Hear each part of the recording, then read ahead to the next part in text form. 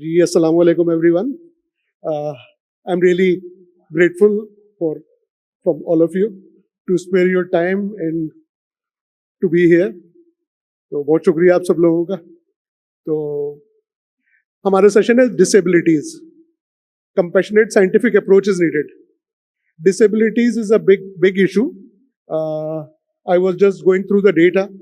Almost 9.64% of total Pakistan population is somehow affected by inability to perform certain function which a normal person should perform. तो अगर हम देखें तो 250 million की आबादी का मुल्क है हमारा और 9.64% are almost 2.25 million people, 24 and 25 million people.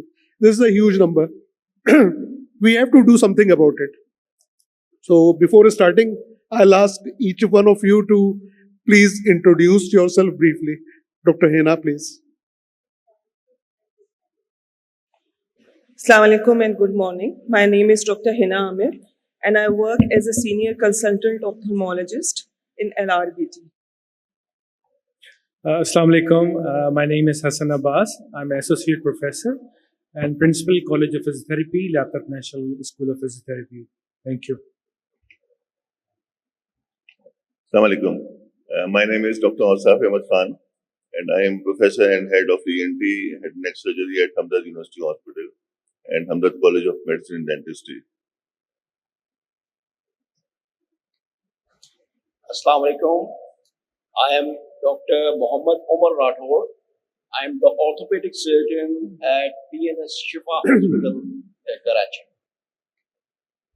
Assalamu alaikum. I'm Dr. Anam Bukti and I'm working as a consultant psychiatrist at Shaheed Mohtarma Benazir Bhutto Institute of Trauma. And I am Abid Abbas Sheikh.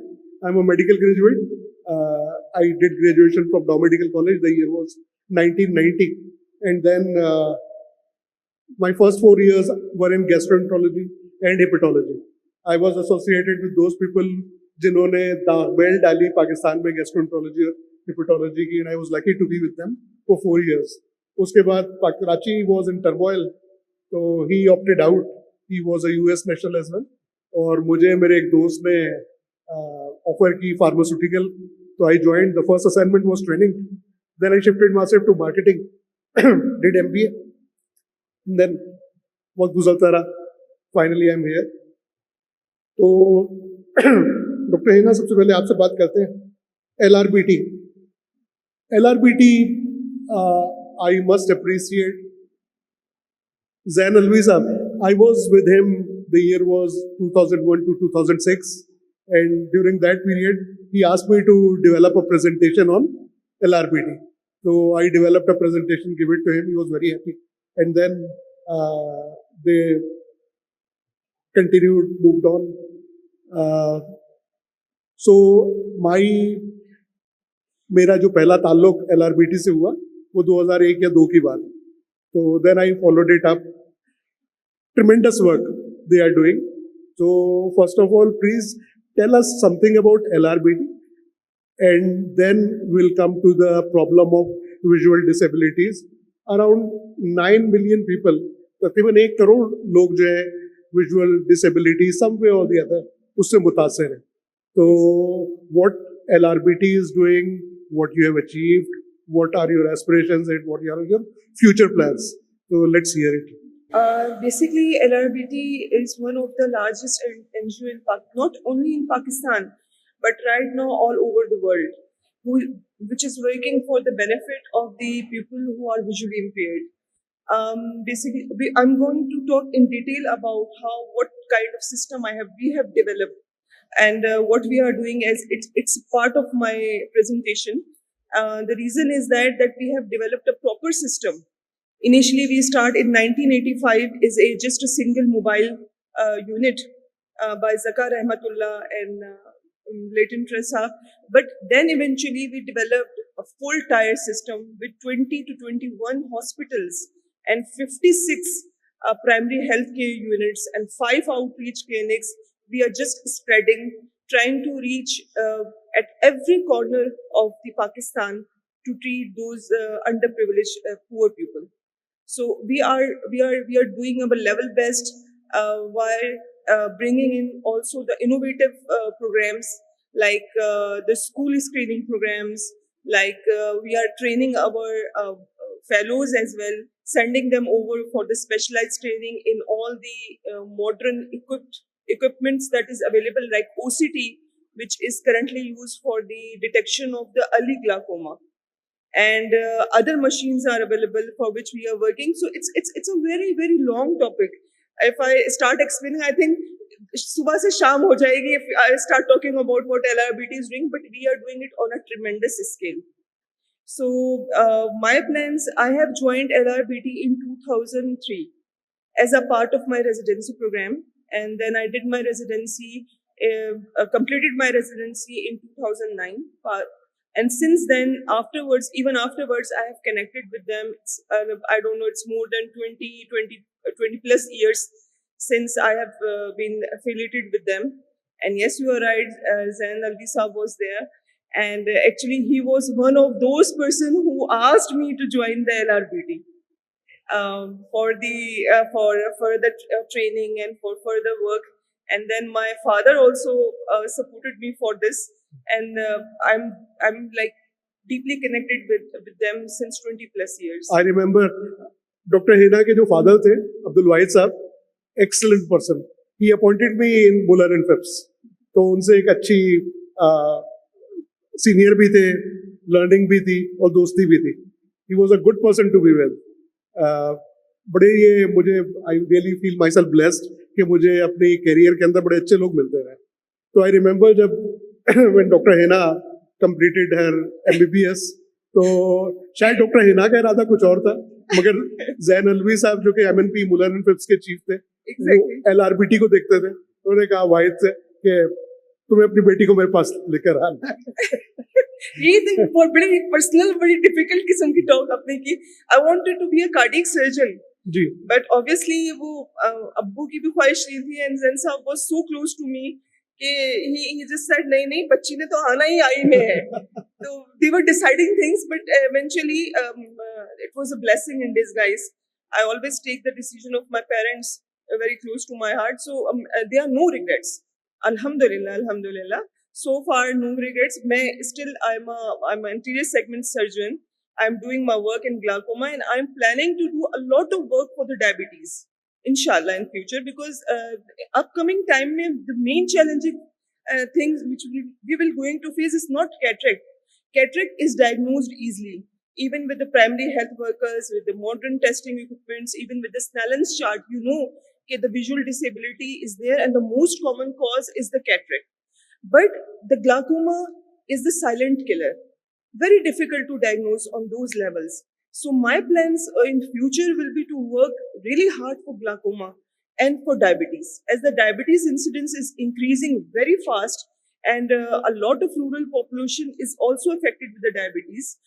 My basic aim right now is to educate the patient, because patient compliance is very important. If they don't know what they are suffering from, they won't be able to treat themselves at any grounds. So patient counseling is very important. We really have to work on that. Awareness के ऊपर work करने की जरूरत है, और उसके साथ साथ हमारी approach is very important. किस time पे आपने patient को क्या treatment देनी है? Right time, right place, by the right people should be our approach. And this is how we will going to control the visual disability. Otherwise, there is no other way out. Even we have a very specialized doctors, but क्या है limited access की वजह से the patient, they usually end up in going to quacks and the people who are not experienced. So what is happening is that वो चीज जो हमने सबसे लास्ट में देनी है, वो पहले ही दे के हम चीज को खत्म कर देते हैं. तो वो जो लास्ट वाला ऑप्शन आप फर्स्ट में ही इस्तेमाल कर लेंगे, तो फिर आगे आपके पास क्या ऑप्शंस होंगे? And this is where you have to work, even at our level. Okay. You want to show some presentation? Yes, Or- I have my presentation over there. Okay. हमारा IT डिपार्टमेंट है. Doctor हेना की presentation अगर आपके पास है तो please उसे run कीजिएगा. Then Zen,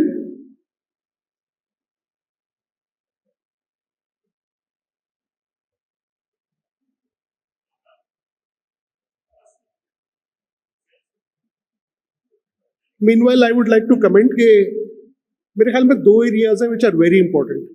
एक early neonatal phase जिसके अंदर if diagnosed properly, a lot of things are treatable, and those senior patients, senior citizens, in which the disabilities, visual disabilities, is on the rise. So I think these two areas need special attention from all the ophthalmologists and healthcare. I think it should come in primary healthcare as well. Yes, yes, very, very necessary. That's what I was talking, that we need to teach at a very primary grassroots levels Ji.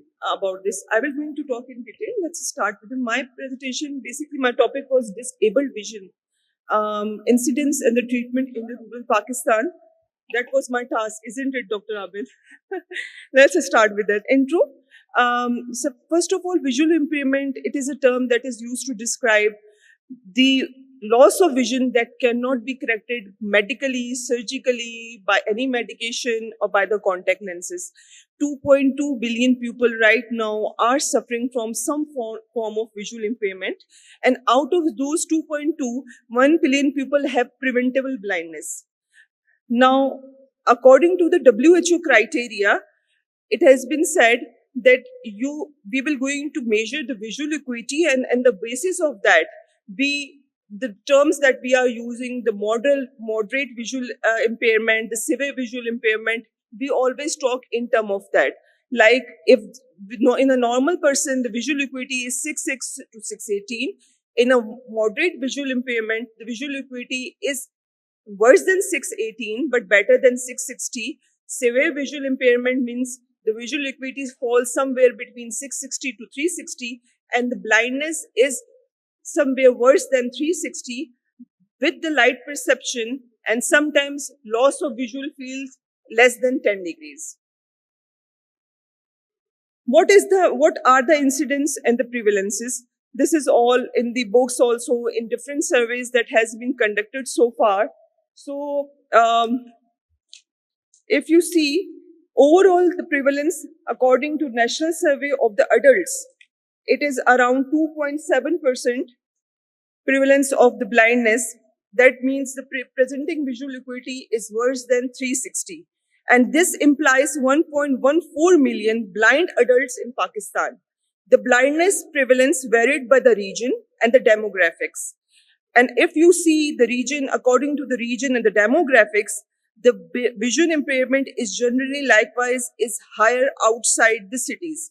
Keeping in mind that 61 to 63% of the Pakistani population, it lives in the rural areas, whereas 39% of the people, they are living in the urban areas.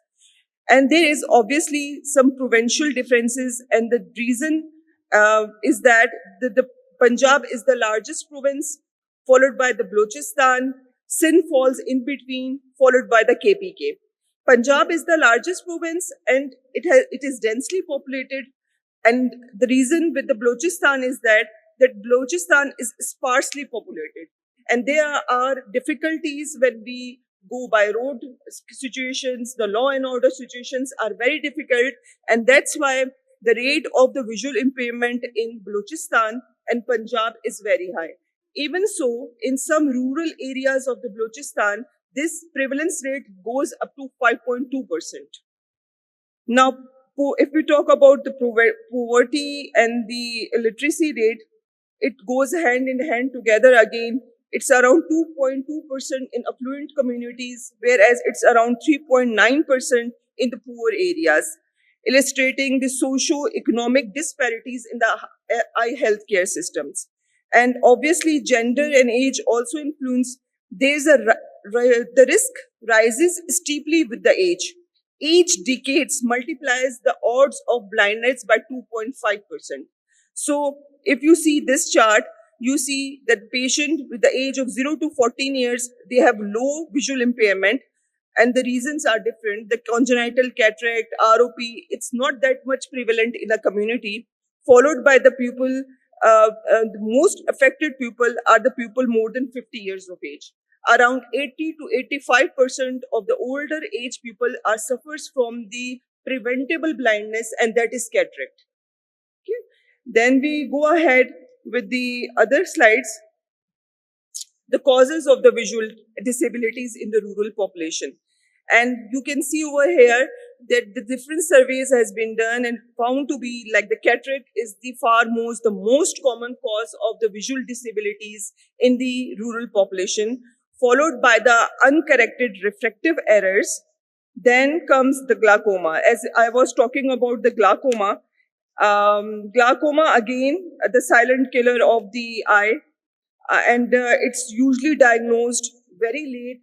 And when the patient present to us, it's in advanced disease. You can't do anything about it. It's around 7.1%, and the uncorrected refractive errors are somewhere around 36.7%.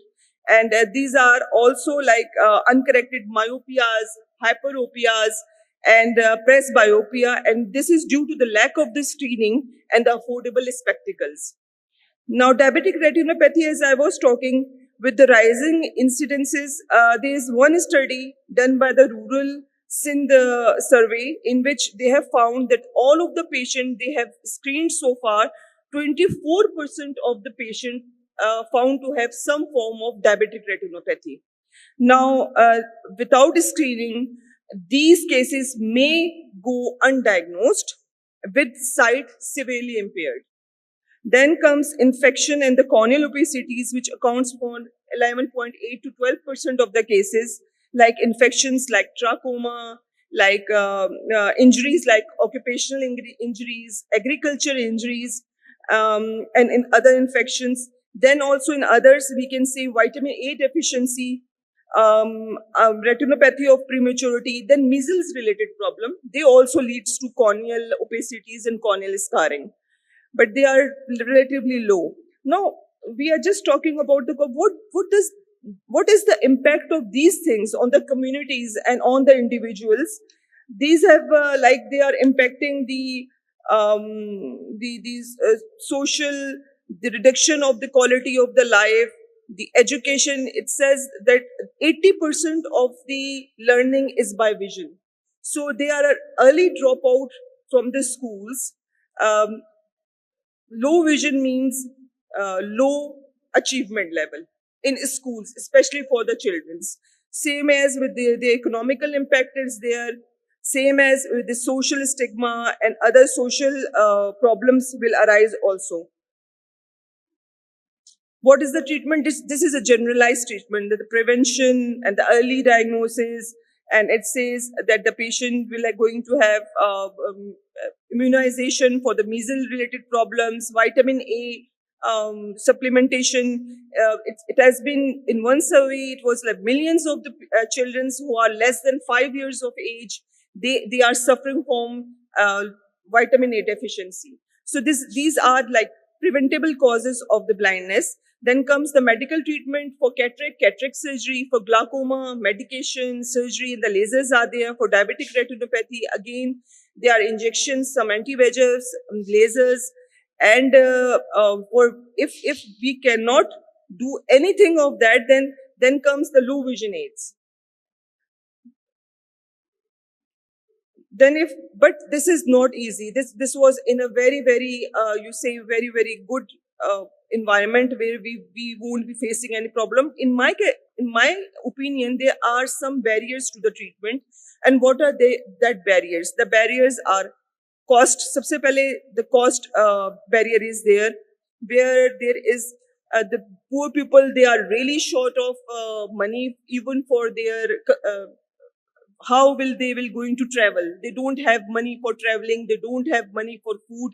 They don't have even money for the medication which has to be given to them afterwards. Then geographical access is very poor in some part of Pakistan, like in if you say in Balochistan, we don't have a good infrastructure. Good roads are not there. So this is a big barrier for the care. Then workforce, it has been said that the doctors to the population ratio in the rural areas is 1 into 5,000, which is in urban areas is 1 into 1,200.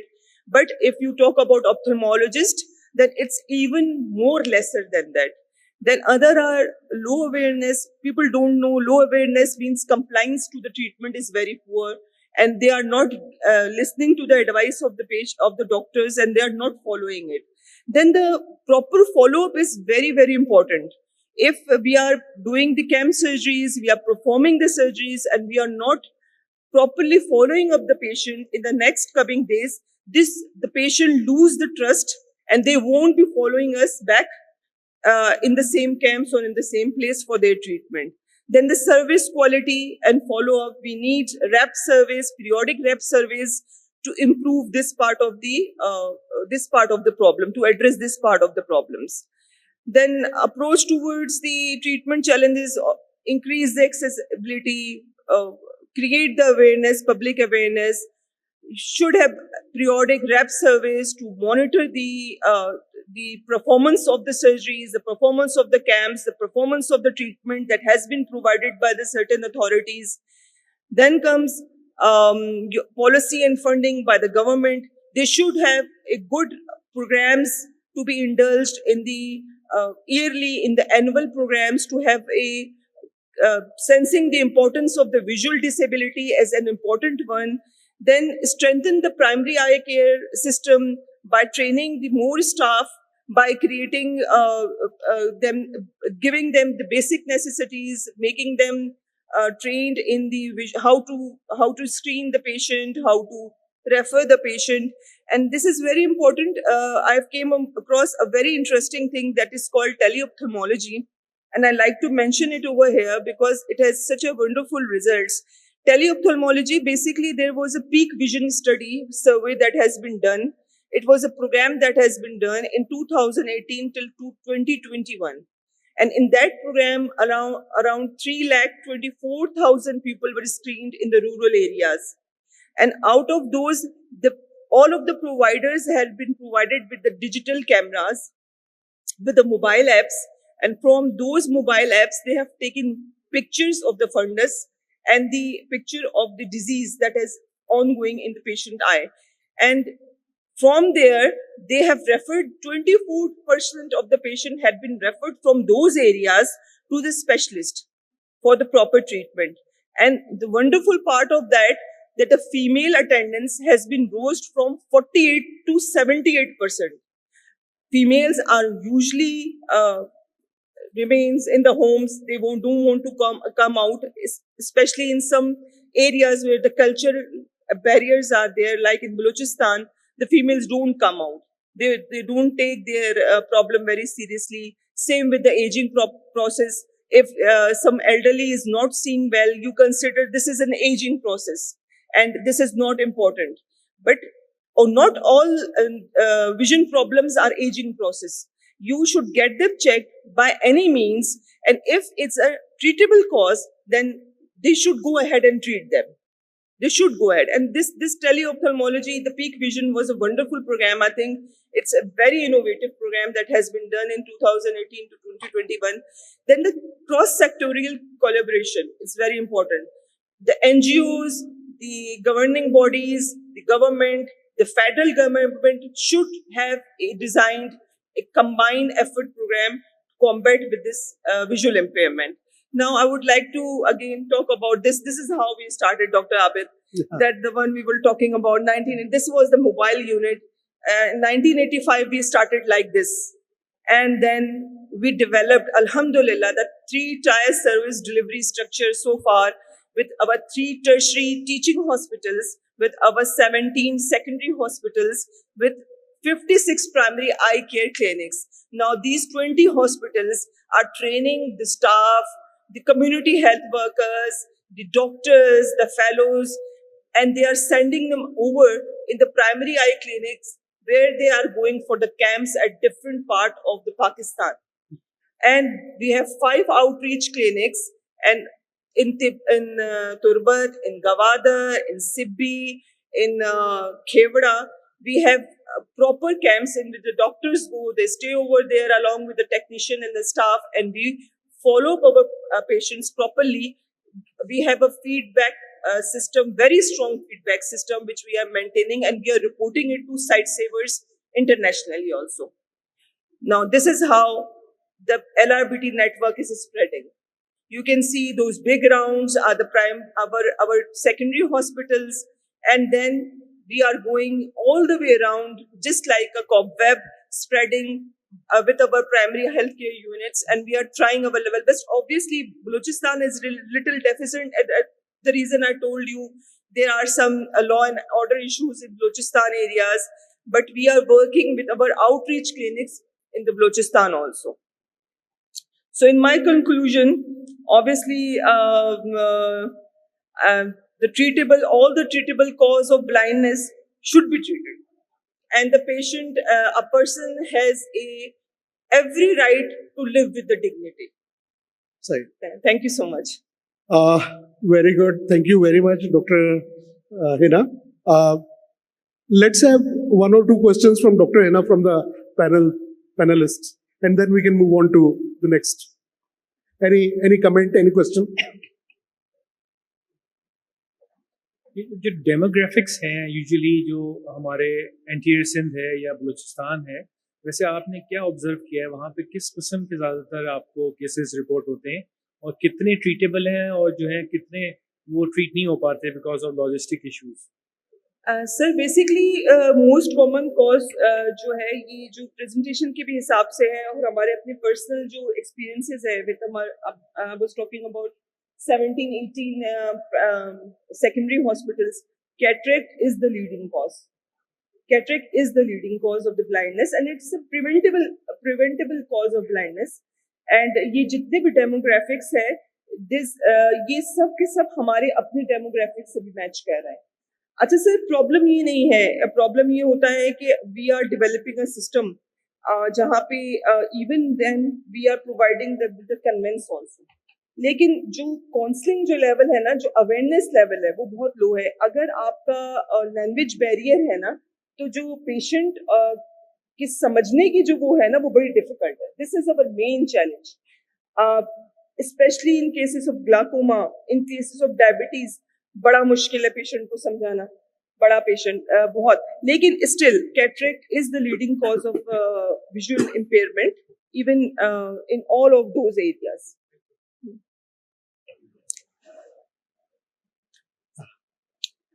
Dr. Hina, being an orthopedic surgeon, I do acknowledge my ignorance about the visual disabilities, but I'm thankful to you for giving an interesting and a very wholesome presentation. But I would surely like to divulge my thoughts about visual disabilities. Unfortunately, what I reckon that in Pakistan, even our primary healthcare system is rather not developed well. And what to talk about the visual disabilities. So, what I think is that maybe in the urban areas of the Pakistan, the bigger cities, we do have the facilities to manage these visual disabilities. But unfortunately, in the rural areas, I think we still need to do a lot to bring these patients who have visual disabilities into the ambit of the care for these visual disabilities. So, secondly, what I think is that those patients who have visual disabilities, it is not just the eye specialist or ophthalmologist who is responsible for taking care of these patients. Because we need a very wholesome and a comprehensive care which will involve the occupational therapist and things like that in order for a better management of these patients. So that is just my thoughts on that. Definitely agree. Here I would like to comment going back to when I did graduation, हमारी class में 400 doctor साहब ऐसे ही होते होंगे, 400, 400, 425 who graduated. मेरी अपनी class में I can remember only 4 who opted for ophthalmology. Doctor साहब आप बताएं, आपका बैच 1988 का था. That's very true. आपकी क्लास से कितने लोग ऑप्थेल्मोलॉजी पे गए? मेरी बात कर रहे हैं? हाँ, बहुत कम होंगे. और मैं अपना एक्सपीरियंस बताता हूँ कि जब हमने आई में पोस्टिंग की पहली पोस्टिंग की। जैसे ईएनटी में मैंने पोस्टिंग की 3rd ईयर में, तो मैंने उसी वक्त डिसाइड कर लिया कि मुझे ईएनटी करना है। अच्छा, that was because of somehow I liked this subject of ENT, and the teacher हमारे जो थे वो, उन्होंने इतनी, एक तो उनकी पर्सनैलिटी बहुत अच्छी थी और उन्होंने इतनी मेहनत से, इतनी अच्छी तरह से हमें पढ़ाया कि हमें वो सब्जेक्ट लगा कि यार ये तो बहुत अच्छा है। अच्छा, आई में इसका बिल्कुल उलट हुआ। आई में जब हमने पोस्टिंग की तो अनफॉर्चुनेटली क्या वजह थी कि जो हमारे टीचर थे, वहाँ फैकल्टी थी, उन्होंने बिल्कुल इंटरेस्ट नहीं लिया पढ़ाने में। अच्छा, फिर उस जमाने में सिर्फ एक टॉर्च जो, जिसमें बीच में एक काला सुराख होता था, काला डब्बा होता था और आधी छोटी सी हल्की सी रोशनी होती थी, उससे सबकी आंखें देखते थे और सब एक जैसी ही लगती थी। लेकिन हमें कोई एक्सेस नहीं थी कि हम कोई अच्छी चीज से आई एग्जामिन कर सकें। तो मुझे एकदम से एहसास हुआ, मैं कहा यार ये तो कैसी अजीब सी फील्ड है कि इसके अंदर तो ना कुछ नजर आ रहा है, ना कुछ समझ में आ रहा है, ना कोई पढ़ा रहा है, ना कोई इंटरेस्ट ले रहा है। एग्जाम में भी, फाइनल ईयर के एग्जाम में, फाइनल ईयर में हुआ था, हाँ, उन्होंने सिर्फ एक सवाल पूछा और उन्होंने कहा कि जाओ। तो मेरा ख्याल है ये भी एक बड़ा फैक्टर था कि हमारी क्लास से हार्डली 2-3 लोग हैं जिन्होंने ऑप्थेल्मोलॉजी में इंटरेस्ट लिया, ऑप्थेल्मोलॉजी में आए। अब जाहिर बात है, अब चीजें बहुत चेंज हो गई हैं, तो अब शायद लोगों का ट्रेंड ज्यादा हो गया है। और मुझे मालूम है कि यूएस में भी it was almost impossible to get into the ophthalmology residency और ऑप्थेल्मोलॉजी प्रोग्राम। इवन उस वक्त भी और अभी भी जो है ना, वो बहुत ही हाईली डिमांडिंग है वहाँ पे। तो लेकिन अब जिस तरह से LRBT है और बहुत सारे इंस्टीट्यूट हैं और हमारे अपने जो आजकल के स्टूडेंट हैं, उनमें से कई लोगों ने ऑप्थेल्मोलॉजी ली है। मेरे ख्याल में अब तो ऑप्थेल्मोलॉजी की काफी डिमांड है, लेकिन हमारे जमाने में तो लोग इतना उस तरफ जाते नहीं थे। जी, मेरा भी यही नजरिया है कि हमारी जो पॉलिसी मेकर्स हैं, उन्हें कुछ ऐसे इंसेंटिव्स रखने चाहिए कि more and more people are come into ophthalmology. जी। लकीली कि most of the 85% of the cases are treatable. या तो वो badly managed error of refractions हैं या कैटरेक्ट है, and cataract I think is a day care thing. तो ये कुछ किस्मती है कि ब्लाइंडनेस की जो बुनियादी वजूहात का 85% जो है वो बड़े आराम से ट्रीटेबल है, ठीक हो जाएगा। बस हमें अपने सिस्टम को दुरुस्त करने की जरूरत है। तो thank you doctor Hina. Now will come to doctor Hasan Abbas. Hasan Abbas साहब, musculoskeletal disorders which lead to disabilities, inability to perform daily functions. इसके अंदर मैं दो बातें पूछूंगा आपसे, दो एरियाज। एक तो वो एरिया जो कि a disability that develops with age, तो how to manage that, और उसके अंदर what is your message to the community as far as awareness and prevention is concerned, और दूसरे वो चीजें जो कि बच्चे की पैदाइश के बाद सिंपल टेस्ट हैं जिनके ना होने की वजह से कुछ अनडायग्नोस्ड चीजें रह जाती हैं, which can lead to permanent disabilities, which are very much treatable in earlier part of life. तो ये सवाल आपसे भी है और राठौर साहब से भी है, तो प्लीज पहले आप बताएं इसके बारे में। बहुत शुक्रिया।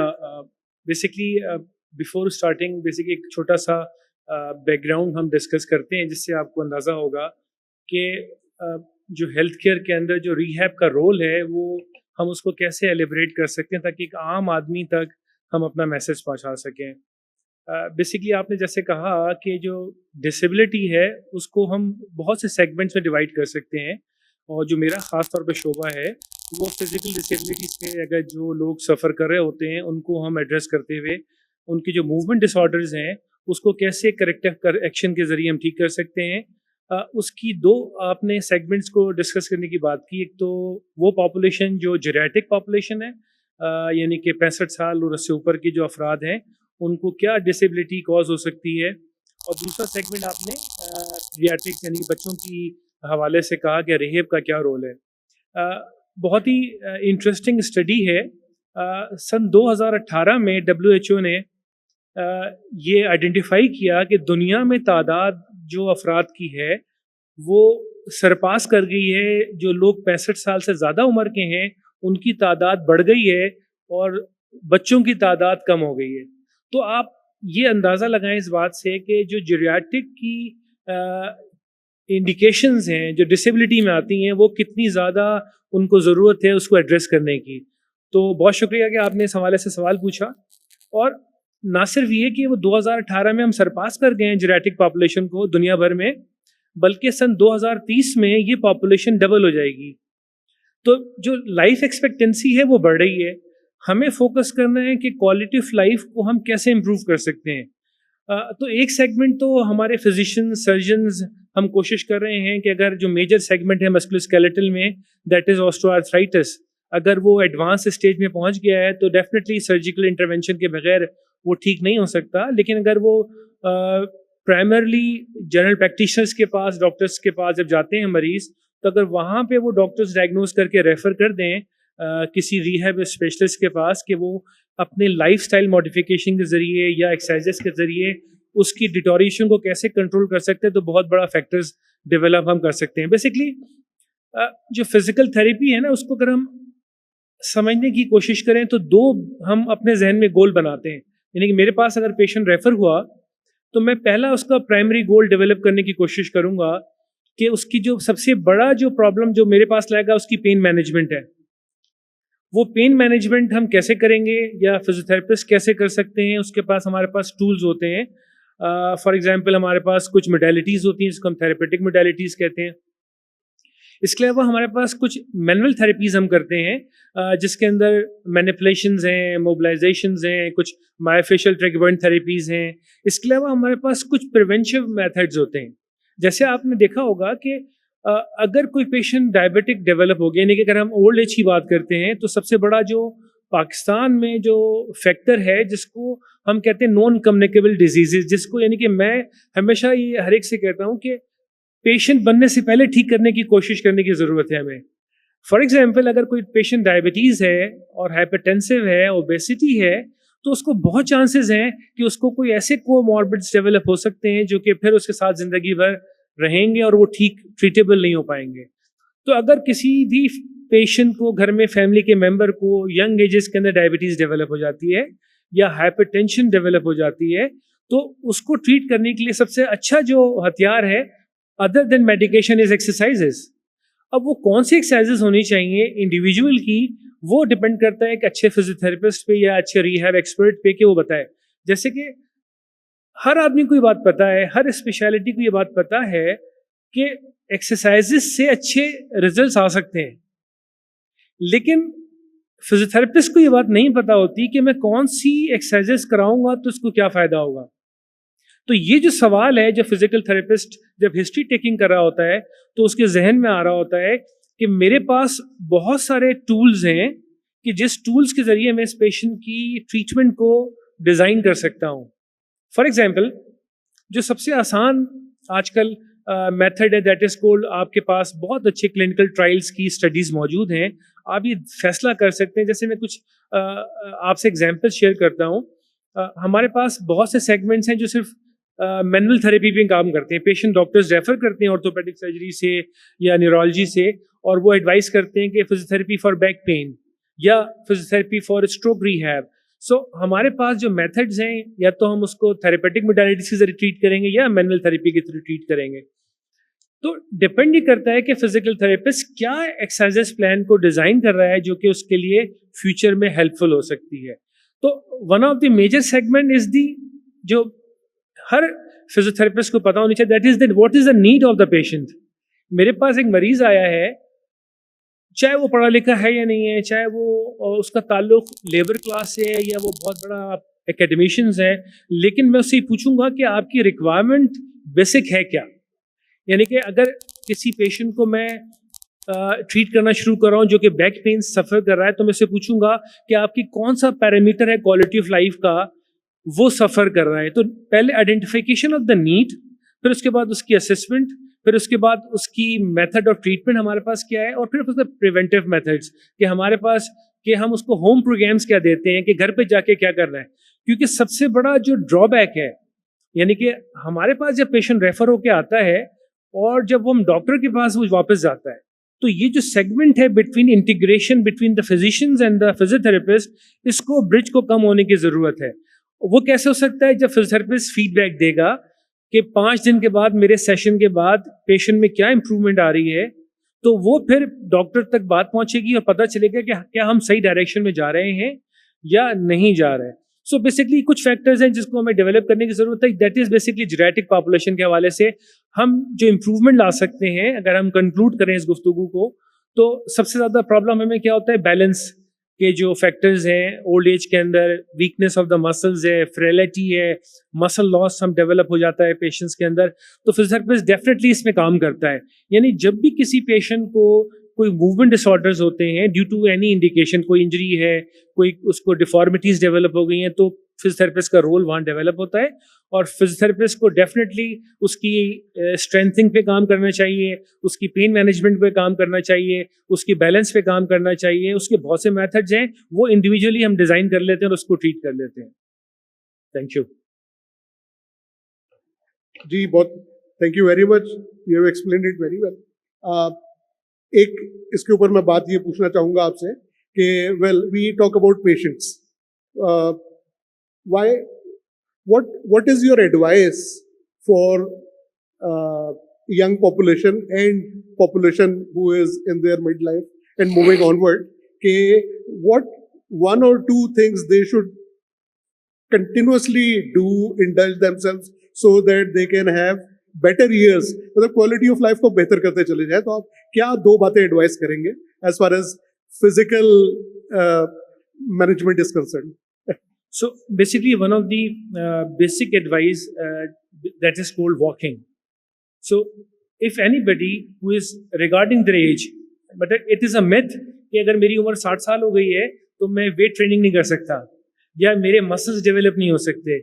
So ये जो मसल डेवलपमेंट है यंग एजेस का काम नहीं है, बल्कि हर एज ग्रुप में होता है. तो यंग पॉपुलेशन में, खासतौर पे वो पॉपुलेशन जो 30 प्लस हो रही है, वो उसको डेफिनेटली सबसे पहला काम तो ये करना चाहिए कि उसको अपने जो लाइफस्टाइल की मॉडिफिकेशंस हैं, यानी कि अपने पोस्चर को देखना चाहिए कि उसका जो वो काम कर रहा है वो क्या करता है. उसमें उसकी जो बॉडी के स्ट्रेन्स हैं, फॉर एग्जांपल अगर लॉन्ग सिटिंग करेगा तो डेफिनेटली उसके स्पाइन के बैक पेन्स डेवलप हो सकते हैं, उसके मसल स्पैज़म हो सकता है, मसल्स वीक हो सकते हैं. अगर उसका नेचर ऑफ वर्क नीचे बैठ के काम करने का, तो नी आर्थराइटिस डेवलप हो सकता है. अगर उसकी मूवमेंट के अंदर उसके फुटवेयर्स अच्छे नहीं है तो उसके फुट बायोमैकेनिक्स पे काम हम कर सकते हैं. अगर उसकी ऐसी एक्टिविटी है जिसके अंदर बिलो द शोल्डर एक्टिविटीज कर रहा है तो हो सकता है स्टिफ शोल्डर डेवलप हो सकता है. सो पहली चीज़ तो ये, जिसमें कोई रॉकेट साइंस नहीं है, आपको कोई बहुत ज़्यादा मशीनरी खरीदने की ज़रूरत नहीं है. अगर आप 45 मिनट्स ब्रिस्क वॉक करते हैं डेली, तो ये आपको एविडेंस बेस कहती है कि आप 30% लाइफ में आप कैंसर्स को अवॉइड कर सकते हैं, मेटाबॉलिक डिसऑर्डर्स को अवॉइड कर सकते हैं, सिर्फ just walking for just 40 minutes in a day. और अगर आप 150 मिनट्स से लेके 250 मिनट्स पर वीक कर सकते हैं, अगर आप चाहते हैं रेस्ट भी करना, तो आप उसके जरिए आप एक बहुत बड़ी चीज़ अचीव कर सकते हैं. डेफिनेटली आप अगर अपने मसल्स को डेवलप करना चाहते हैं तो फिर आपको वेट ट्रेनिंग की तरफ जाना पड़ेगा. अगर आपको कार्डियक एंड्योरेंस की तरफ जाना पड़ता है तो आपको स्विमिंग है, रोइंग मशीन्स हैं. So you can develop and consult with any good physical therapist और स्पोर्ट ट्रेनर्स, जो आपको एक खास टेलर करके एक्सरसाइज प्रोग्राम बता देगा, ताकि आपको ये आसानी होगी कि आप उनको परफॉर्म करें. लेकिन एक सबसे अहम चीज़ ये है कि यूजुअली क्या होता है, हमने देखा है कि हम यूजुअली घर में बैठे होते हैं, लेकिन हमें एकदम से जोश चढ़ता है कि हम एक्सरसाइज की तरफ आना शुरू हो जाते हैं. हमें ये नहीं पता होता कि हमारा जो हार्ट फंक्शन है वो कैसा है, वो कॉम्प्रोमाइज़ तो नहीं है, कि हम क्या टारगेट हार्ट रेट जो हम डिसाइड करते हैं बिफोर द प्रोसीजर्स, क्या वो कितने देर में अचीव हो रहा है. तो बात सबसे क्या होता है, हम ना सिर्फ मसल को इंजेक्ट कर लेते हैं प्रोलॉन्ग ट्रेडमिल से या प्रोलॉन्ग वेट लिफ्टिंग से. तो हमें ये पता होना चाहिए कि बिफोर स्टार्टिंग ए जिम एक्टिविटी और एक्सरसाइज प्लानिंग एक एक्सपर्ट से ओपिनियन ज़रूर लें कि मेरा जो बेसिकली असेसमेंट है और मैं किस टारगेट को हिट करना चाहता हूँ, किस तरह से अपनी एक्सरसाइजेस को प्लान करूंगा, तो वो बहुत ज़रूरी है before starting any exercises after the age of 40 years. जी, थैंक यू वेरी मच. आपने तो बहुत आसान कर दिया बात को कि just 40 minutes walk every day is almost a total body workout. ये अच्छा मौका है डॉक्टर साहब से बात करने का. एक चीज मैं अक्सर सोचता हूँ और उसके बारे में आपने काफी चीजें अपने डिस्कशन में बता भी दी, कि हमारी जो पाकिस्तानी पॉपुलेशन है और पाकिस्तानों का जो लाइफ स्टाइल है, उसको आप अगर कंपेयर करें वेस्ट से या डेवलप सिटी कंट्रीज से, तो हम लोगों के यहाँ जो एजिंग का फिनोमेना है वो बहुत जल्दी हो जाता है. और हम लोग 55-60s के अंदर इतने ज्यादा डिसेबल हो जाते हैं या अपने आप को समझने लगते हैं जो वहाँ पे लोग 70s में भी नहीं होते हैं। यानी मेरा अपना ऑब्जर्वेशन है कि मैंने अर्ली 70s या मिड 70s के लोगों को देखा है जो फिजिकली इतने एक्टिव होते हैं और काम कर रहे होते हैं, जो हमारे यहाँ एक 55 वाला कहता है कि बस अब मैंने बहुत काम कर लिया, मैं 60 साल का हो गया हूँ, तो अब मुझे अपनी लाइफस्टाइल चेंज करनी चाहिए और बिस्तर पे बैठ जाना चाहिए। तो मेरे ख्याल में इसमें डॉक्टर साहब ने जो कुछ चीजें बताई हैं वो ये हैं, लेकिन और क्या फैक्टर हैं जो इस चीज के लिए रिस्पॉन्सिबल है कि हमारे यहाँ वो लाइफ स्टाइल पैटर्न नहीं रहता आफ्टर सर्टेन एज जो दूसरे डेवलप कंट्रीज के अंदर है। बेसिकली हमारे यहाँ आपको हमें कोविड ने बहुत कुछ सिखाया। जब हम कोविड की वैक्सीनेशन कर रहे थे तो उसके प्रोसीजर में एक चीज़ हमें मिली कि हाइपरटेंशन पेशेंट को वैक्सीन दे सकते नहीं दे सकते। हम ब्लड प्रेशर चेक करते थे पूरे पाकिस्तान में जहाँ भी कोविड वैक्सीन थी। तो आप यकीन कीजिए स्क्रीनिंग में ऐसे ऐसे लोगों को पता चला कि उनको हाइपरटेंशन है जिनको ये पता नहीं था, लाइफ गुजार रहे थे और उनको ये अंदाज़ा नहीं था कि उनके जो प्रेशर्स हैं वो कहाँ पे खड़े हुए हैं। तो जैसे आपको जिक्र किया कि हमारे पास जो सबसे बड़ी जो नॉन कम्युनिकेबल डिजीज़ हैं वो पाकिस्तान में प्रिवेल कर रही हैं, हाइपरटेंशन और डायबिटीज़। ये क्या करती हैं, सबसे पहले जो लीडिंग कॉज ऑफ डेथ है वेस्टर्न कंट्रीज़ में और पाकिस्तान में भी होगा, वो non alcoholic fatty liver disease हैं यानी FLDs। ये क्या करती हैं कि हमारा जो बॉडी में जो लाइफ की जो अर्ली एजिंग का प्रोसेस है उसमें सबसे बड़ा फैक्टर है डायबिटीज़। और आजकल जो डायबिटीज़ है वो सिर्फ ओल्ड एज का फिनोमेना नहीं है, बल्कि किसका फिनोमेना है, बच्चों के अंदर भी डायबिटीज़ पाकिस्तान में रिपोर्ट हो रही है। पाकिस्तान के बच्चों के अंदर obesity is one of the major reasons हैं जो कि पहले वेस्टर्न मुल्कों में प्रॉब्लम था, पाकिस्तान के बच्चों में भी डेवलप हो गया। तो definitely lack of exercises, lifestyle आपका कैसा है, आप स्ट्रेसेस लाइफ में कितने लेते हैं। यानी कि मैं अपने हॉस्पिटल जब आ रहा होता हूँ तो मैं परेशान होता हूँ कि मैं टाइम पे कैसे पहुँचूंगा, चाहे 15 मिनट ही पहले निकलूँ, क्योंकि जो रोड का हाल है कि मुझे ये फील होता है कि मैं वक्त पे कैसे पहुँचूँ। तो फैक्टर्स बहुत सारे हैं। तो जो स्ट्रेस फैक्टर्स हैं, मैं स्ट्रेस को कैसे कम करूँगा, मैं स्ट्रेस को फैक्टर कम करूँगा फैमिली के साथ बैठने के अंदर। फैमिली इंटीग्रेशन, फैमिली बॉन्डिंग ख़त्म हो चुकी है। फीमेल्स का रुझान बाहर निकल नहीं सकती हैं, हम अपने घर के बाहर पार्क्स की अवेलेबिलिटी कम है। तो जब तक फिजिकली एक्टिव नहीं होंगे तो हम एजिंग को कैसे रोक सकते हैं।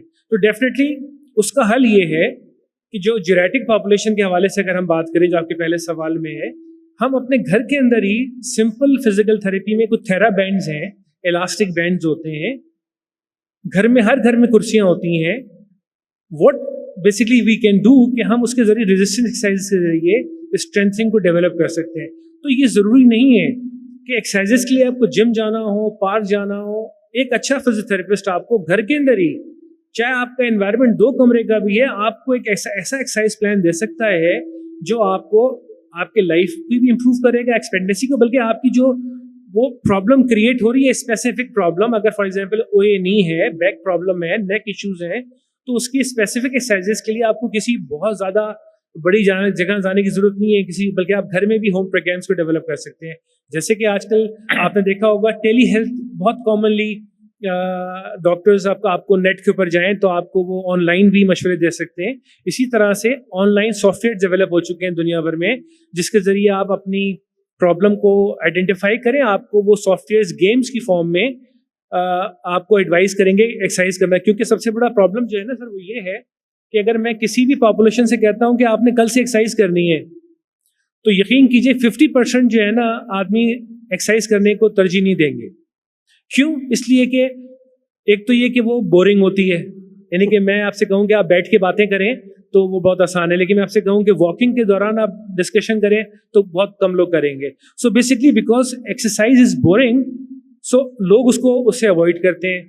इसीलिए बच्चों को हम ये एडवाइस करते हैं कि उनको माँ बाप अगर वो सफ़र कर रहे हैं, जैसे ऑटिज्म है या हाइपर एक्टिविटी है, तो उनको आप ज़बरदस्ती एक्सरसाइज में न लेके आए, बल्कि उनको इन्वॉल्व करें गेम्स की फॉर्म में, टॉयज़ की फॉर्म में, ताकि वो जिस चीज़ से अट्रैक्ट होंगे वो उस चीज़ को अडॉप्ट करेंगे। तो जो साइकोलॉजिकल बैरियर्स हैं ना, वो भी काम है रिहैब स्पेशलिस्ट का, कि वो ना सिर्फ नीड को आइडेंटिफाई करे और उन फैक्टर्स को जो उसके दिल में है, खौफ, फॉर एग्जाम्पल मैं ये काम करूँगा तो मेरा पेन बढ़ जाएगा, उसको वो आइडेंटिफाई करके उसको ट्रीट करे और उसको समझाए कि ये आपको लॉन्ग टर्म में फ़ायदा देगा, ताकि वो इस बात को समझे और उसको इनकॉर्पोरेट करें, तो क्योंकि पेशेंट की कॉपरेशन नहीं होगी तो आप यकीन कीजिए रिहैब का जो रोल है वो 50% कम हो जाता है।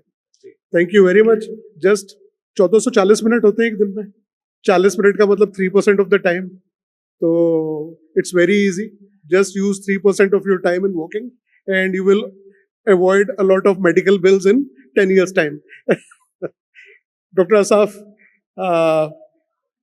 आपका शोबा है ऑडियो, कान से रिलेटेड, हियरिंग से रिलेटेड, तो स्पेशली मैं आपसे ये पूछना चाहूंगा कि हियरिंग की मद में 3 बातें। एक तो ये कि बच्चे पैदाइश के वक्त वो क्या टेस्ट हैं जो कि ज़रूरी हैं, जो कि न्यूनेटोलॉजिस्ट को करने चाहिए ताकि अर्ली डिटेक्शन हो जाए। दूसरी बात ये कि वो कौन सी मेडिसिन्स हैं जो कि मार्केट में है which are ototoxic and they cause a lot of damage to your ear and hearing. और तीसरी बात ये कि noise is a big thing which affects our hearing. तो मैं चाहूंगा आप जल्दी से इन तीनों चीजों को सम अप करें प्लीज। जी ठीक है, थैंक यू। देखिए, सबसे पहले तो हमें ये इस चीज़ का एहसास होना चाहिए कि जिस तरह से विजुअल इम्पेयरमेंट है, जिस तरह से फिजिकल इम्पेयरमेंट है, इसी तरह से हियरिंग इम्पेयरमेंट भी एक बड़ा इंपॉर्टेंट इशू है। और शायद बहुत से लोग हियरिंग इम्पेयरमेंट को उतनी अहमियत नहीं देते जितनी विजुअल इम्पेयरमेंट को देते हैं या फिजिकल इम्पेयरमेंट को देते हैं, कि नजर नहीं आ रहा है या चला नहीं जा रहा है या कमर में दर्द है, तब तो they will seek medical advice as early as possible. लेकिन अगर सुनाई कम दे रहा है तो वो कहेंगे बस ठीक है, चलो सुनाई कम दे रहा है, कोई मसला नहीं है, थोड़ा बहुत सुनाई कम दे रहा है, अगर एक से सुनाई कम दे रहा है तो उसकी कोई इतनी अहमियत नहीं है। या हियरिंग इम्पेयरमेंट को इवेलुएट करने के लिए, डायग्नोसिस करने के लिए वो इतने एंथुसियास्टिक नहीं होते हैं जितनी अदर इम्पेयरमेंट्स के लिए है। तो इसलिए जो हियरिंग इम्पेयरमेंट है, इसको फ्रॉम द वेरी बिगनिंग, जैसे आपने कहा कि बिल्कुल at the time of birth उसको आइडेंटिफाई करना या सून आफ्टर बर्थ आइडेंटिफाई करना जरूरी है। जितना जल्दी आप आइडेंटिफाई करेंगे उतना ही जल्दी आप इंटरवेंशन कर सकते हैं और उतनी जल्दी रिहेबिलिटेशन और एक नॉर्मल लाइफ या नियर नॉर्मल लाइफ जो गुजार सकते हैं। फॉर्चुनेटली अब ऐसे टेस्ट अवेलेबल हैं, अगरचे ये बहुत सालों से हैं अवेलेबल, लेकिन पहले एक्सपेरिमेंटल बेसिस पे थे। अब ऐसे टेस्ट अवेलेबल हैं जो आप फॉरन न्यू बॉर्न के अंदर 1-2 दिन के अंदर कर सकते हैं, और उस टेस्ट को कहते हैं auto acoustic emission. Auto acoustic emission एक छोटी सी, बिल्कुल एक स्मॉल, एक लैपटॉप जैसे साइज की गैजेट है जिसके 2 प्रोब होते हैं, वो आप दोनों कानों में लगाते हैं और वो हमारे कान से जो साउंड वेव्स जनरेट हो रही होती हैं। अच्छा, ये भी एक बड़ा इंटरेस्टिंग फिनोमेना है कि हम समझते हैं कि हमारा कान जो है ना वो सिर्फ साउंड वेव्स को रिसीव करता है या उनको एक्सेप्ट करता है। इसके बनस्बत हमारे जो हेयर सेल्स हैं इनर ईयर के, उनसे बाकायदा साउंड वेव जनरेट होती है और वो साउंड वेव जनरेट होके फिर वो हमारी जो बाहर एक्सटर्नल कैनाल है उस तक आती हैं और वहां पर एक प्रोब रख के उन साउंड वेव्स को पिक किया जाता है। तो अगर वो साउंड वेव पिक करने में नॉर्मल है, जिसको हम कहते हैं कि पास हो गया ये, तो इसका मतलब है कि ये न्यू बॉर्न की हियरिंग नॉर्मल है। ये तो इस टेस्ट को करने के लिए बहुत सारे मुल्कों में एक universal newborn hearing screening program है, जहाँ पे वो मैंडेटरी है फ्रॉम देयर गवर्नमेंट।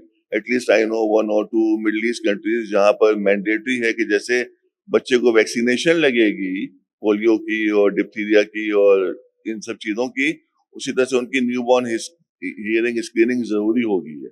हमारे यहाँ अनफॉर्चुनेटली इस तरह का प्रॉब्लम नहीं है, इसलिए बहुत सारे लोग जो है ना वो अनआइडेंटिफाइड रहते हैं।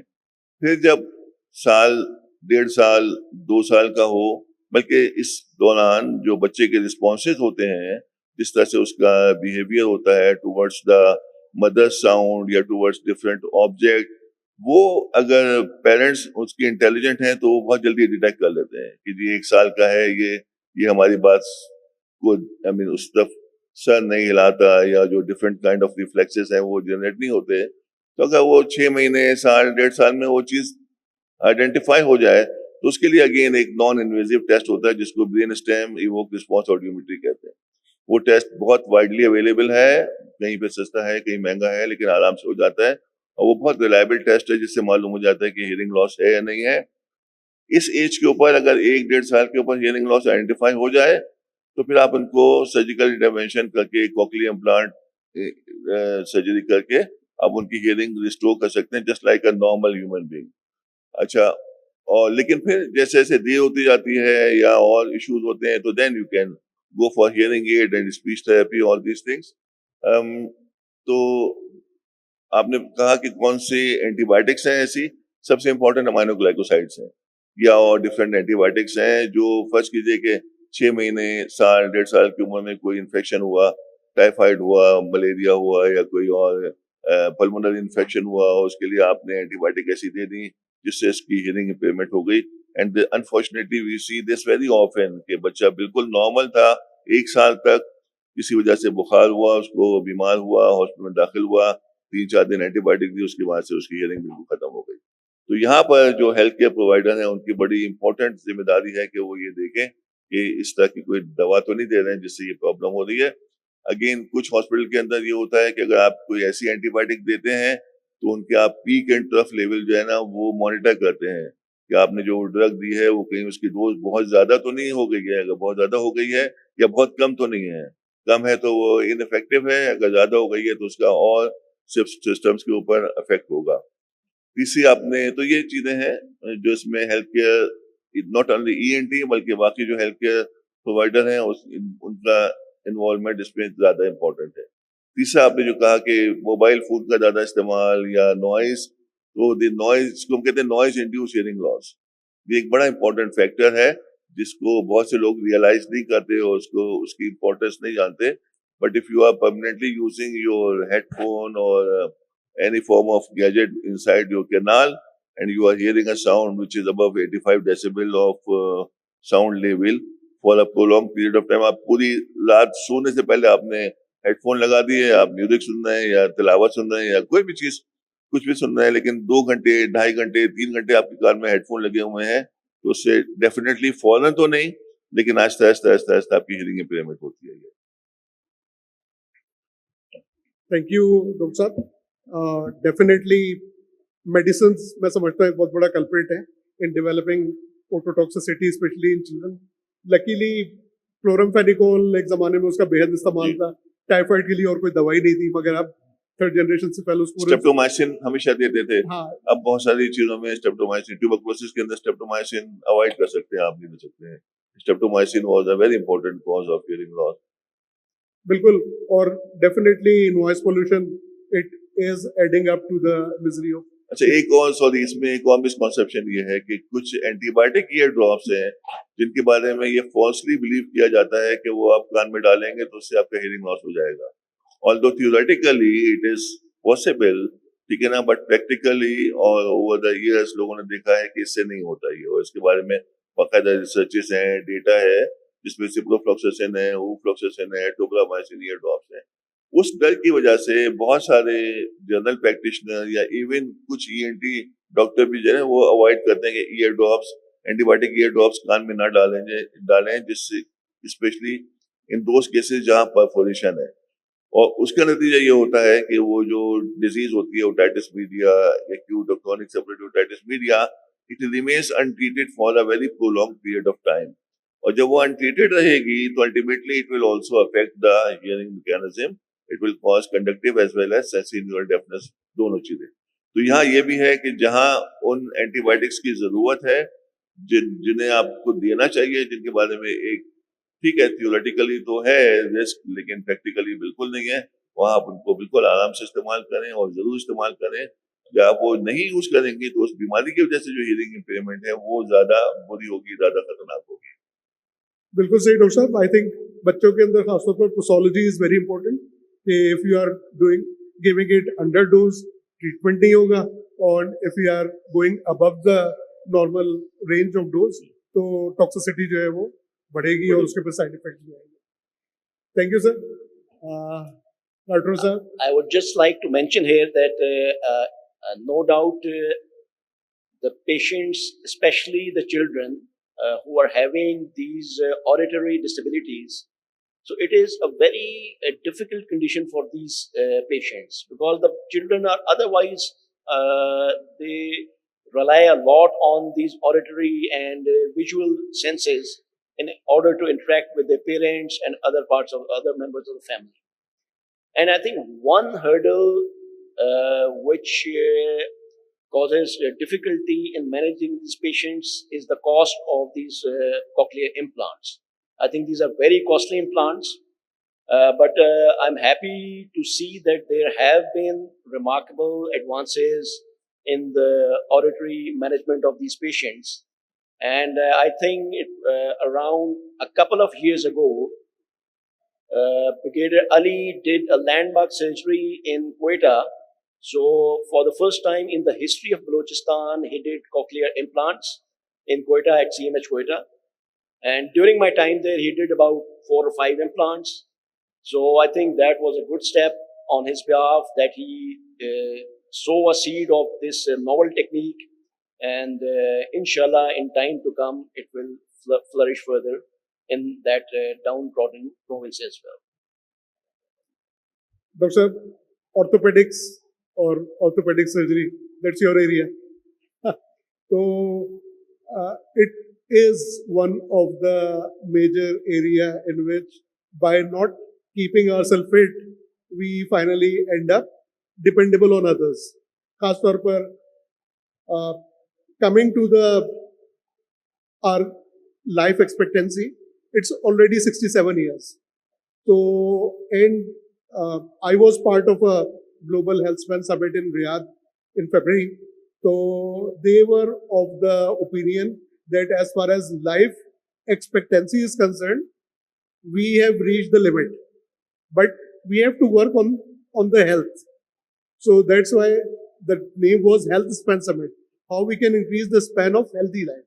How we can have a better quality of life. So, from orthopedic perspective, from keeping ourselves fit, I think it was there in our Oxford textbook of medicine that our joints are made to last 200 years. मगर हम 40-45 साल में उन्हें खराब करना शुरू कर देते हैं. So, what would you say कि what should be done and what should not be done? Thank you, Dr. Abid, for giving me the chance. I will first of all like to start with the overwhelming burden of musculoskeletal disorders in the world. So, we are around 7 to 8 billion people living in this world. And it is an eye-opening to know that out of these 7 to 8 billion people, almost quarter to 2 billion people, that is 1.7 billion people, are suffering from musculoskeletal disorders all over the world. And out of these 1.7 billion people, more than half a billion people, around 600 million, so they are suffering from the low back pain and the low back disorders. And again, if we talk about the global years lived with disability, so the musculoskeletal disorders are the leading cause of the global years lived in disability. So out of all the years, so 7.1% of the YLDs are coming under the era of musculoskeletal disorders. If we talk about the Pakistani context, so a study was done in which it was found that in the manual workers in Pakistan, more than 90% manual workers were suffering from the low back pain and the disorders involving the lumbosacral spine.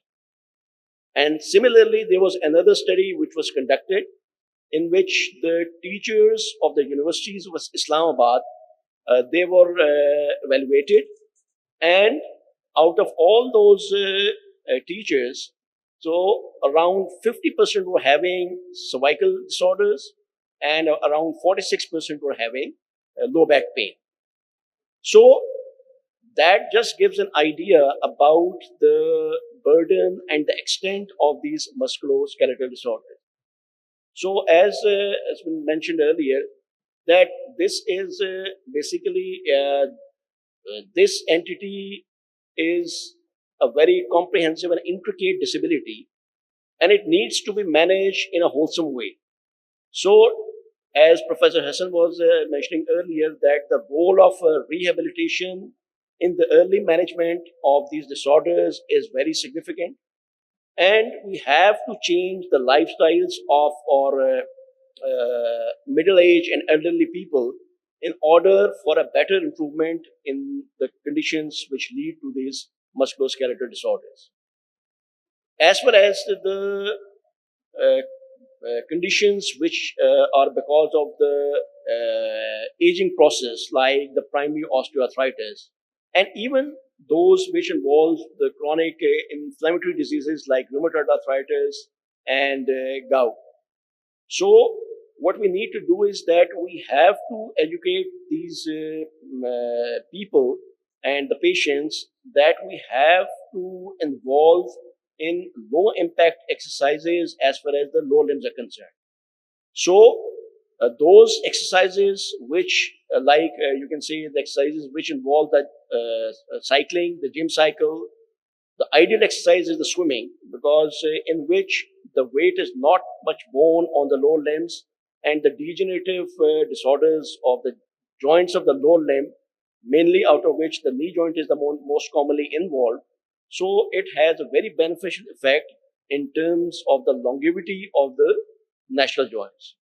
Because, of course, when the degenerative process has excelled to a degree that these conservative measures and the management by the physiotherapist or the rehab medical specialist is not possible, so then we have to resort to the surgical interventions, which will include the joint replacements and, in certain cases, the arthrodesis or the fusion of the joints. So I think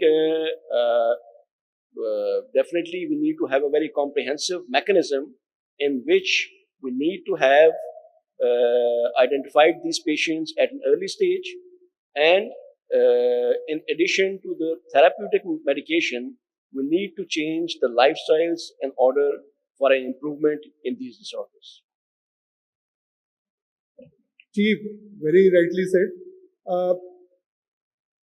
As far as red flags are concerned, what would you rate as the first red flag? Is it the pain, or pain comes later and the first thing that a patient experiences is limitation of the range of movement of a particular joint? I would say that basically you can consider pain as the alarm system of the body. Okay. So basically, just like alarm system, and if a thief comes into the house, so the alarm will start ringing. So it will give an idea to the occupant of that house that something is wrong in the house. So basically, pain is the foremost alarm system of the body, that whenever there is a pain, so it will signify that there is something wrong going on around in that part of the body where the pain is there. Of course, associated with that, there will be limitation of the movement. There will be other things like the walking distance will decrease, and you'll be having generalized body aches and pains. But I think the pain is the foremost symptom which will give an idea that something wrong is going around, and that needs to be sorted out and managed accordingly. एक चीज जो मुस्तकिल मेरे मुशाहिदे में है, कि बल्कि आप लोगों ने भी महसूस किया होगा कि हमारे बचपन में मस्जिद में कुर्सियां नहीं होती थी, अब कुर्सियों की तादाद बढ़ती जा रही है. तो that means I consider it a problem कि आपकी रेंज ऑफ मूवमेंट जो है ना वो कम हो रही. उस रेंज ऑफ मूवमेंट की कमी की वजह से या तो आप दोजानो बैठ नहीं पाते या झुक नहीं पाते. आसान तरीन हल ये है कि कुर्सी में बैठकर नमाज पढ़ लो, मगर I think something should be done. मेरी तो बल्कि अक्सर ये दुआ होती है कि अल्लाह, मैं जितना कोशिश हो, जितना मुझे आप इतनी हिम्मत दें कि मैं नमाज जो है वो नमाज के तरीके से पढ़ता रहूं, कुर्सी के ऊपर ना. तो that's why I have asked this question के I think range of movement we should keep an eye. I think हमें अवेयरनेस के ऊपर काम करना चाहिए, खासतौर पर जो 30, 35, 40 प्लस लोग हैं कि they have to do something. और मस्जिद के अंदर खासतौर पर कुछ ऐसा सिलसिला शुरू करना चाहिए कि डिस्करेज करे कुर्सियों को. What would you say to that? It's an open question for anyone. There is just another point that I would like to mention here, that there is another ground reality which we should not overlook. because being in the orthopedic field, I do come across patients which are managed by the Hakims and the Palwans, especially in the rural areas. So now that is a ground reality which we cannot abolish from the face of our country. These are going to stay there. Of course, with awareness, we can tackle these unfortunate incidents. But the point is that, as I mentioned earlier, that the primary health care, especially in the rural areas, is not that well established. So, by default, the patients in these areas have to resort to whatever facility is available in their area. So, one of my senior colleagues, he gave an idea. Maybe the people can discuss about that. But that idea was that, as we all know, that we cannot get rid of these Hakims and Palwans by just, you can say, like the swish of a wand. So why not we make a mechanism in which we bring these people into the main orbit of the healthcare, meaning thereby that it is understandable that these patients these Hakims and Palwans are going to stay there, and the people will, especially in the rural areas, will keep on going to them. So at least we can give an education in terms of what are the things which should not be done. Just to give an idea that people come to me with splints, with the tight bandages applied on the limbs for the fractures, and there have been instances where, because of these tight bandages, those simple fractures underwent compartment syndromes, eventually leading into the Volkmann's ischemic contractures, thus having a very severe disability for that person. So just to bring them into the main orbit and give them an idea, okay, of course, they're not the healthcare specialists, but at least they should be guided that these are the red flares which should not be done. So at least whatever people in the rural areas are going to them, so they are not, you can say, harmed by these people. And of course, they can give maybe some initial management there, and then they come to the respective specialist and get the management accordingly. मैं भी इसमें कुछ, आपने बड़ा अच्छा point raise किया, जो observation थी आपकी कि मस्जिद में जो लोग हैं वो कुर्सी पे बैठ के नमाज ज़्यादा पढ़ रहे हैं. बेसिकली जो हमारा मुशाहिदा है अपने क्लिनिक्स में कि पेशेंट जो है वो ऑर्थोपेडिक सर्जन तक तो बहुत देर में पहुंचता है जब डिटोरिएशन बहुत बढ़ जाती है. तो ये जैसे डॉक्टर उमर ने कहा कि हमारे यहाँ क्वैक्स और पहलवान, उनका जो रोल है वो क्या है, basically what they do, they delay the treatment process. इसी तरह फिजिकल थेरेपी में भी जब पेशेंट की डीजेनरेशन इतनी बढ़ जाती है कि उसको रिवर्स करना बहुत डिफिकल्ट होता है, उसकी जो मसल लॉस है वो इतना बढ़ जाता है कि आप उसको, फॉर एग्जांपल अगर किसी के राइट नी में पेन है, अगर आप उसके क्वाड्रिसेप को अगर सिर्फ इंची टेप से नापें तो आपको कम से कम जो है 10-20% मसल लॉस नज़र आता है बड़ा इजीली. तो डेफिनेटली जो अर्ली डिटेक्शन है ना, सबसे इम्पॉर्टेंट फैक्टर है किसी भी जनरल प्रैक्टिशनर के लिए कि वो आइडेंटिफाई करे कि इसको किसके पास जाना है और उसको रोके नहीं. यूजुअली क्या होता है कि जब पेशेंट को पेन, तो एक स्टार्टिंग सेंटर वो पैनाडॉल लेके और ओरल जो दवा मिल जाती है, फार्मासिस्ट भी डॉक्टर बन के ट्रीट कर रहे हैं, वो अपने पेन को तो कंट्रोल करता रहता है विद पेन मेडिकेशंस.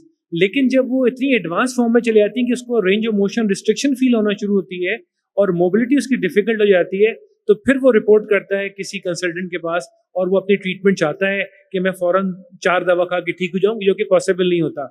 लेकिन वो पॉसिबल हो सकता है उस वक्त जब आपको फर्स्ट टाइम कोई डिफॉर्मिटीज़ या डेवलप होने से पहले आपको इंडिकेट करती है बॉडी के समथिंग इज एबनॉर्मल, तो आप उसको जाकर विजिट करें. तो वही बात है कि सबसे पहले आप किसी स्पेशलिस्ट के पास जाने की ज़रूरत है. अगर पेशेंट किसी महल्ले के जनरल प्रैक्टिशनर के पास जाता है तो वहाँ पे उसका काम है कि वो एक्सपर्ट स्पेशलिस्ट के पास ज़रूर भेजे, जस्ट फॉर द रिव्यू कि हम इसको कैसे इसकी प्रॉब्लम को रिवर्ट बैक कर सकते हैं.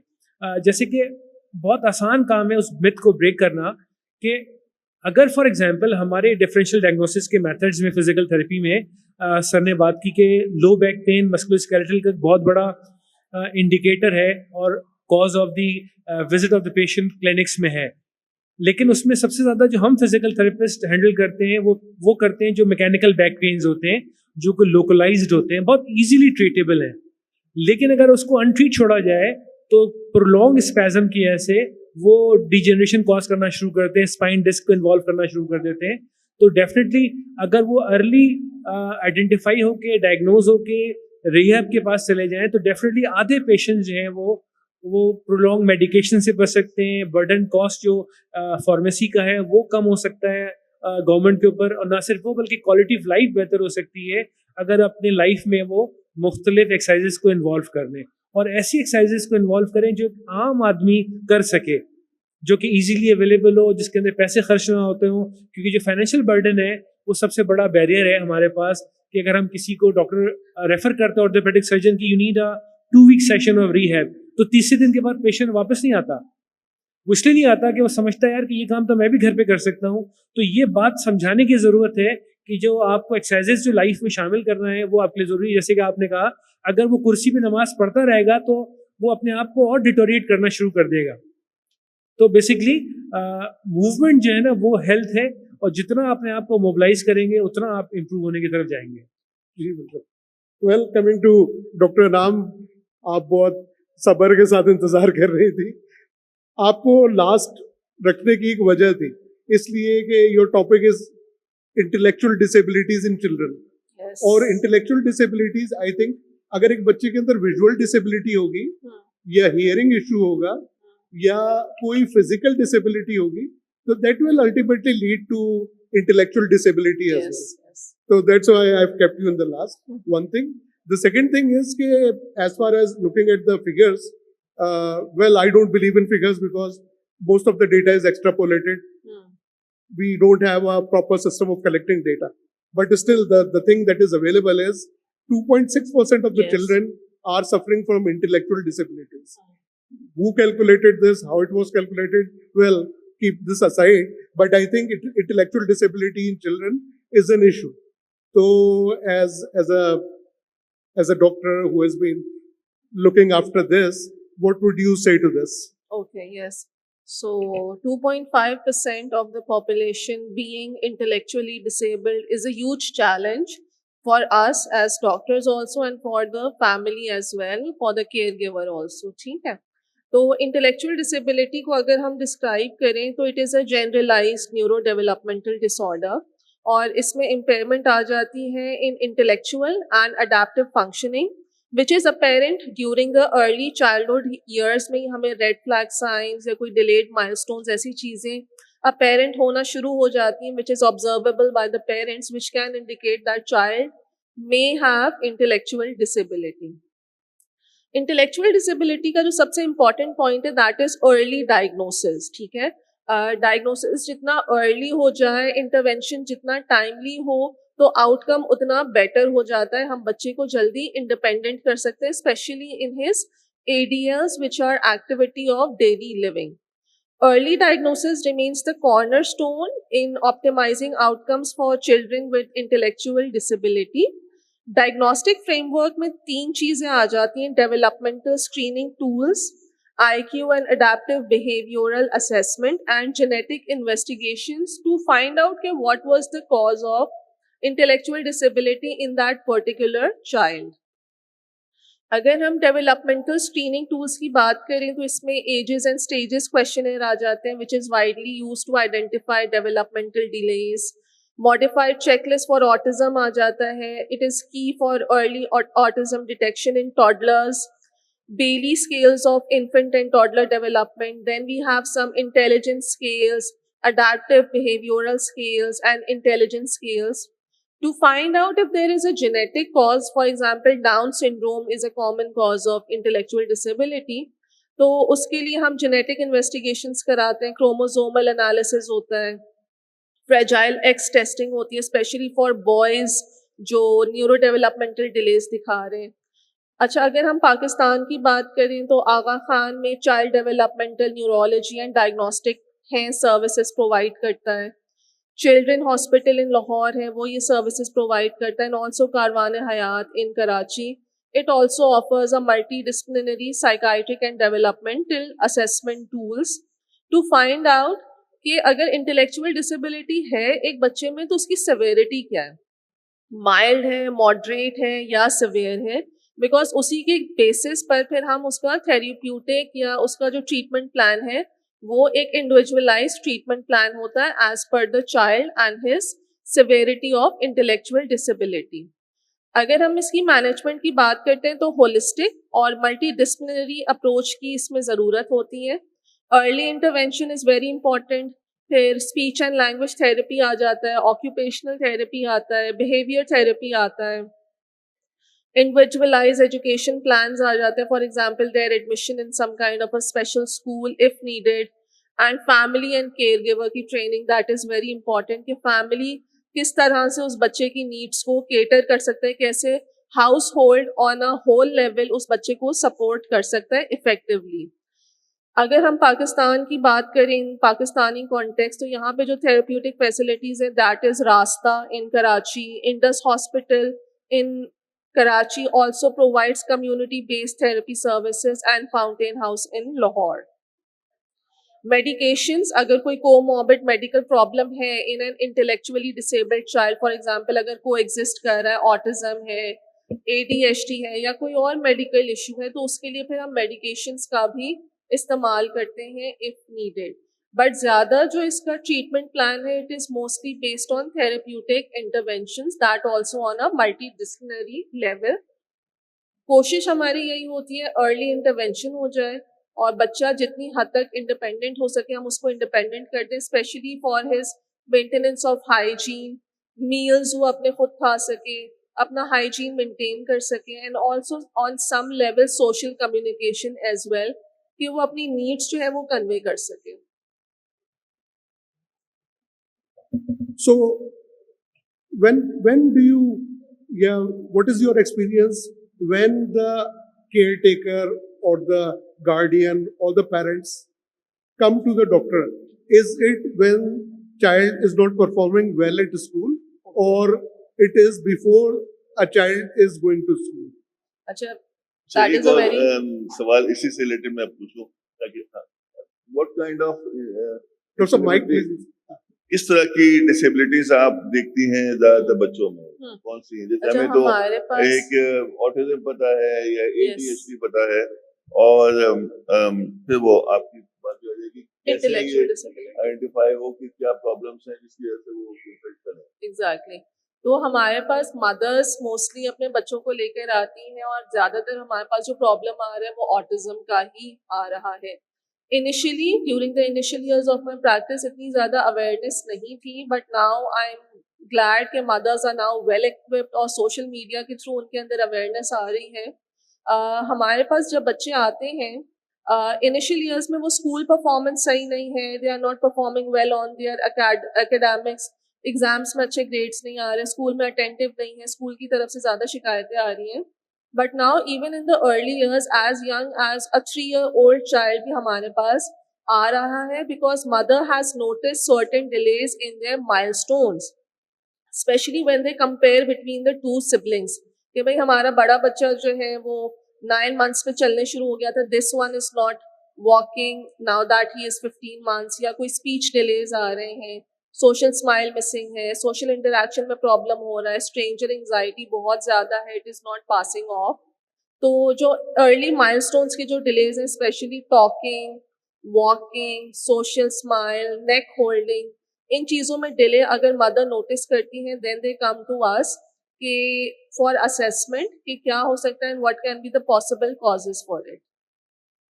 तो routine developmental screening is very important, specially जब हम लेकर जाते हैं बच्चों को for vaccinations, for immunization, and उसी में माइलस्टोन चार्ट भी देना चाहिए पेरेंट्स को so that they can keep tracking month wise कि भाई मेरे बच्चे ने ये माइलस्टोन अचीव कर लिया है टाइमली, ये वाला माइलस्टोन अचीव हो गया है, this is what I am still waiting for, so that can also help in early intervention and early identification of the problem.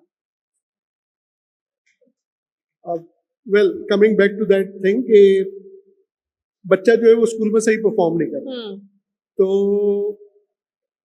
a case comes to you कि बच्चा स्कूल में सही perform नहीं कर रहा, when you interview the parents तो आपको ये पता चलता है कि कोई एज सच बच्चे की सोशल स्किल्स के अंदर कोई कमी नहीं है. Hmm. तो what is your plan in such a case? Acha. So if the student is not performing well on his exams, so what we as psychiatrists, what we do is we take a very detailed psychosocial assessment right from the part when he was still inside his mother's womb. कि mother को कोई infection तो नहीं हुआ था at that time. Was she properly vaccinated? What were the complications during the birth? After the birth, कोई delayed milestones, कोई delayed crying, कोई birth asphyxia. Then we will track his milestones कि उसने milestones timely achieve कर लिए थे. अच्छा, अब अगर वो एग्जाम में सही से परफॉर्म नहीं कर रहा, so we also try to, because parents की भी बहुत ज्यादा एक्सपेक्टेशंस होती हैं फ्रॉम देयर चाइल्ड. ठीक है, not every child is a position holder, not every child comes first. ठीक है, some are high achievers, some are average student, some are failing. So उस हिसाब से भी थोड़ा पेरेंट्स को काउंसिल करना, इंफॉर्मेशनल केयर देना, तो उसी से भी काफी पेरेंट्स जो है वो रीअश्योर हो जाते हैं when we bring their expectations back to a normal state. So there are a lot of things involved which we do as a psychiatrist, and sadly, very sadly, the whole of Pakistan only has 7 child psychiatrists. Okay? Child psychiatry is a very separate domain from general adult psychiatry. The fellowship of child and adolescent psychiatry is offered by Aga Khan and Mayo Hospital, Lahore. It is a 2-year separate fellowship as compared to FCPS psychiatry. So हमारी workforce जो है वो बहुत कम है when it comes to child psychiatry. So we have to increase that, or we have to empower our pediatrics, and जो हमारे primary health care system है उसमें ये चीज़ integrate हो जाए. उनको इस बात की knowledge हो कि उनके पास जो बच्चा आ रहा है उसके milestones delayed है, या उसका IQ slightly कम लग रहा है, या उसकी social interaction अच्छी नहीं है, so that they can then be referred to a child psychiatrist or a psychologist for proper investigation, proper assessment. So what we have to do is to increase our workforce, because 7 child psychiatrists are not enough for an intellectually disabled population of 2.5%. Right. So I think we are past our time. Well, we started late, a little late as well. Thank you very much. One thing that I have done previously and I'll do it this time again is everything is recorded. I will transcribe it and will send it to you for vetting. Right. So once again, on behalf of Badar Expo Solutions and as organizing secretary of Healthcare Expo and Conference, I thank you all very much. So let's. Thank you. Yes. Thank you so much. Thank you. You please remain seated. Hello.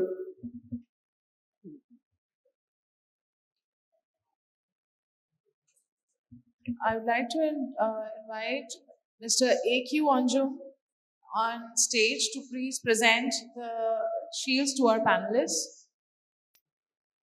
Dr. Abid Abbas Sheikh.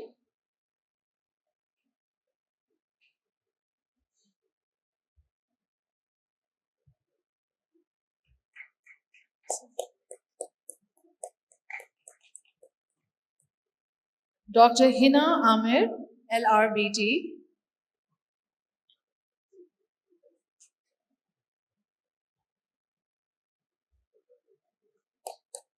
Professor Hassan Abbas, LNSOP.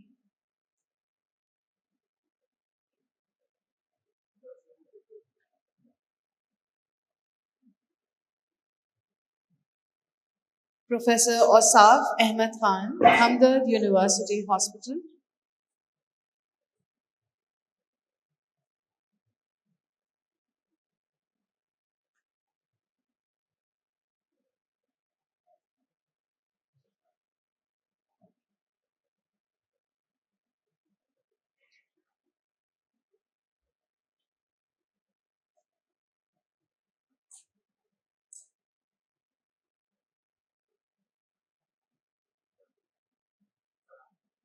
Dr. Anam Bukti, SMBBIT.